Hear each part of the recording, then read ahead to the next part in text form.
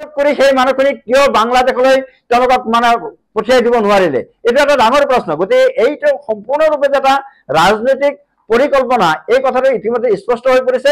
গতিকে মুখ্যমন্ত্ৰীক আমি আহ্বান জনাইছো যে এইবিলাক ভেকু ভাওনা বাদ দি থৈ যি কাম কৰিলে নেকি অসমৰ থলুৱা জনগোষ্ঠীৰ স্বাৰ্থ সুৰক্ষিত হ'ব, ৰাজনৈতিক স্বাৰ্থ সুৰক্ষিত হ'ব, অৰ্থনৈতিক স্বাৰ্থ সুৰক্ষিত হ'ব, তেওঁলোকৰ ভূমিৰ অধিকাৰ সুৰক্ষিত হ'ব, এই কামখিনি মুখ্যমন্ত্ৰীয়ে কৰি দেখুৱাওক। তেতিয়াহে আমি মুখ্যমন্ত্ৰীক আমি চেলট দিম যে সঁচাকৈ এইজন মুখ্যমন্ত্ৰী অসম আৰু অসমীয়াৰ এজন জনপ্ৰিয় মুখ্যমন্ত্ৰী।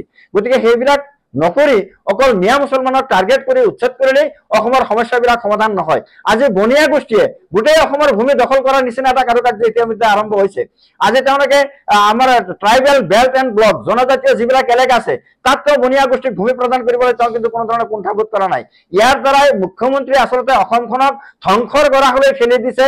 এইজন মুখ্যমন্ত্ৰীয়ে থলুৱা মানুহৰ আৱেগ অনুভূতিক লৈ খেলা কৰিছে, এই কথাটো স্পষ্ট হৈ পৰিছে।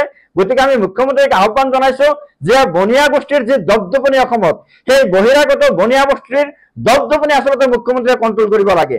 মিয়াসকল তেওঁলোকে শ্ৰমজীৱী মানুহ, তেওঁলোকে শ্ৰমৰ কাৰণত তেওঁলোকে উজনি অসমলৈ গৈছে, ভাৰতবৰ্ষৰ বিভিন্ন প্ৰান্তত তেওঁলোকে কাম কৰিছে। অকল যে উজনি অসমখনক টাৰ্গেট কৰি উজনি অসমখনক মিয়াৰ জনবসতি বৃদ্ধি কৰাৰ কাৰণে তেওঁলোকে যে তাত গৈছে সেই কথাটো নহয়। তাত কোনো মিয়া মানুহে উজনি অসমত কোনো ধৰণৰ ভূমি ক্ৰয় কৰা নাই, তাত কোনো ধৰণৰ গৃহ নিৰ্মাণ কৰা নাই, কোনো ধৰণৰ তেওঁলোকে অট্টালিকা নিৰ্মাণ কৰা নাই। সেইসকল মানুহক টাৰ্গেট কৰা কি যুক্তি আছে? চিটু বৰুৱা বুলি এজন সাধাৰণ যুৱকে যি ধৰণৰ উদ্ভণ্ডালি কৰি আছে, তেওঁ আমাৰ শ্ৰমিকসকলৰ পৰা তেওঁ ধন দাবী কৰিছে, তেওঁৰ ওপৰত আচলতে চৰকাৰে চমুটো কেছ ল'ব লাগে। তেওঁ ধন দাবী কৰা বুলি তেওঁ আচলতে কেছ ল'ব লাগিছিল, কিন্তু সেইজন মানুহৰ মানে পুলিচে আটক কৰাৰ পৰিৱৰ্তে তেওঁ সুৰক্ষাহে দিছে।